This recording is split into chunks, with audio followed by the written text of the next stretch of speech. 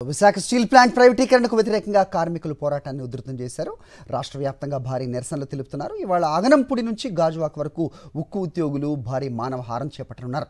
విశాఖ ఉక్కు పరిరక్షణ కోసం రోడ్డెక్కనున్నారు కార్మికులు. రేపు ఢిల్లీ వెళ్లనున్న చంద్రబాబు విశాఖ స్టీల్ ప్లాంట్ కోసం కేంద్రంపై ఒత్తిడి తేవాలని డిమాండ్ చేస్తున్నారు. ఉక్కు ఉద్యమానికి ప్రజలు సహకరించాలని విజ్ఞప్తి చేస్తున్నారు. నిన్న అర్ధరాత్రి వరకు ఈడీ వర్క్స్ బిల్డింగ్ వద్ద కార్మికుల నిరసన కొనసాగింది. కార్మిక వ్యతిరేక నిర్ణయాలను వెంటనే వెనక్కి తీసుకోవాలని నినాదాలు చేశారు. ఇదే అంశంపై అప్డేట్స్ మా కరెస్పాండెంట్ అనిల్ అందిస్తారు. అనిల్ ఏం జరుగుతోంది? విశాఖ కార్మికుల ఉద్యమం రోజు రోజుకు ఉధృతం ఉన్న పరిస్థితి మనం చూస్తున్నాం. సో ఏం జరుగుతోంది అక్కడ? ఉద్యమానికి ప్రజలు సహకరించాలనే పిలుపునిస్తున్నారు. వాళ్ళు ఏ రకంగా ఉంది అక్కడ పరిస్థితి? భారీ మానవహారం నిర్వహించి తమ నిరసన గళాన్ని కేంద్ర రాష్ట్ర ప్రభుత్వాలకు వినిపించేందుకు కార్మికులంతా సిద్ధమయ్యారు. ప్రస్తుతం పోరాట కమిటీ నేత నరసింహరావు మనతో పాటు ఉన్నారు. మాట్లాడదాం. సార్, రేపు చంద్రబాబు ఢిల్లీ వెళ్ళబోతున్నారు. విశాఖ ఉక్కు అంశానికి సంబంధించి కేంద్ర మంత్రులతో మాట్లాడబోతున్నారు. ఎలాంటి డిమాండ్ ముందు పెట్టాలని? కేంద్ర స్టీల్ శాఖ మంత్రి, సహాయ శాఖ మంత్రి శ్రీనివాస్ వర్మ, కుమారస్వామి ఇద్దరు కూడా విశాఖపట్నం వచ్చి సుమారుగా 3 నెలలు అవుతుంది. వారు నెల 15 రోజులు 2 నెలల్లో మొత్తం దీనికి పరిష్కారం చూపిస్తా అన్నారు. పరిష్కారం చూపకపోగా ఉన్నదానికంటే పరిస్థితి అధ్వానంగా తయారైంది. గతంలో 2 బ్లాస్ట్ ఫర్నేస్ నడిచేవి ఇప్పుడు ఒకటే నడుస్తుంది. రెండోది కూడా మూతపెట్టారు. అలాగే మిల్స్ ప్రొడక్షన్ అనేటువంటి తగ్గించారు. 4,000 మంది పైగా కాంట్రాక్ట్ వర్కర్లను తొలగించడానికి ప్రయత్నం చేస్తున్నారు.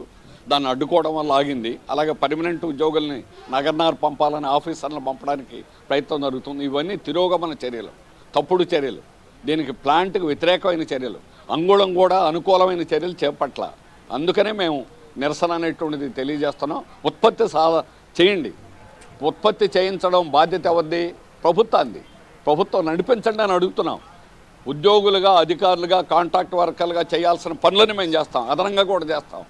కానీ దానికంటే ఈరోజు ఉత్పత్తి జరగకుండా చేయాలని, నష్టాలు తీసుకురావాలని, గతంలో రోజుకు 10 కోట్లు వస్తే ఈరోజు 15 కోట్ల నష్టం తీసుకొచ్చేటట్టు చర్యలు మీరు చేపట్టారంటే ఈ ప్లాంట్ను ఉంచాలనుకుంటున్నారా, నాశనం చేయాలనుకుంటున్నారా, ధ్వంసం చేసి ప్రైవేట్ వాడికి అప్పచెప్పాలనుకుంటున్నారా అని అడుగుతున్నాం.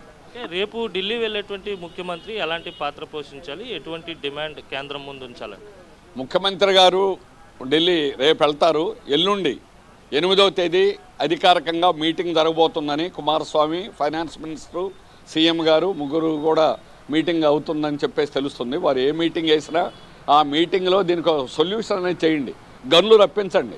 మైన్స్ కానీ ఉంటే మన స్టీల్ ప్లాంట్ దేశంలో నంబర్ 1 స్టీల్ ప్లాంట్.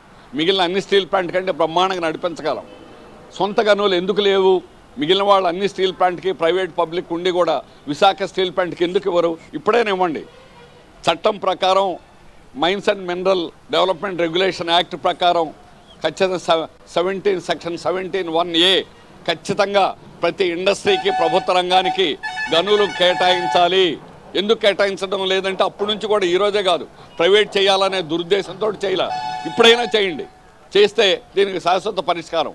తక్షణంగా సెయిల్లో విలీనం చేయడం, సెయిల్తో సబ్సిడీగా చేయడం, ఏదో రూపంలో ప్లాంట్ను పూర్తి సామర్థ్యంగా నడిపేదాన్ని కూడా చర్యలు చేపట్టాలి. అది చేయకపోతే ఖచ్చితంగా మేము మా ఉద్యమాన్ని మరింత ఉధృతం చేస్తాం.